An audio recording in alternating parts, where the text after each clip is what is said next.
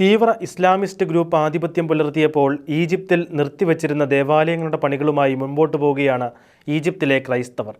കഠിനമായ നിയന്ത്രണങ്ങൾക്ക് ഇളവ് അനുവദിച്ച സാഹചര്യത്തിലാണ് ദേവാലയങ്ങളുടെ പുനർനിർമ്മാണ പരിപാടികൾ ആരംഭിച്ചത്.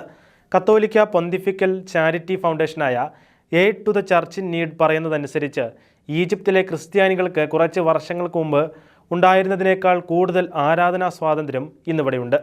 2013 ജൂലൈ ആദ്യവാരം മുതലായിരുന്നു തീവ്ര ഇസ്ലാമിസ്റ്റ് ഗ്രൂപ്പിൻ്റെ ആധിപത്യം രാജ്യത്ത് നിലനിന്നിരുന്നത്.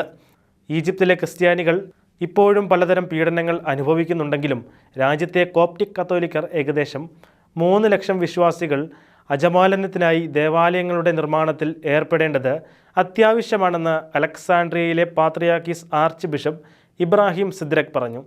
ഇപ്പോൾ സർക്കാർ പുതിയ പള്ളികൾ പണിയുന്നതിനുള്ള തടസ്സങ്ങൾ നീക്കിയതിനാൽ എല്ലാ രൂപതകളിലും നിർമ്മാണ പദ്ധതികളുണ്ടെന്നും ബിഷപ്പ് വെളിപ്പെടുത്തി.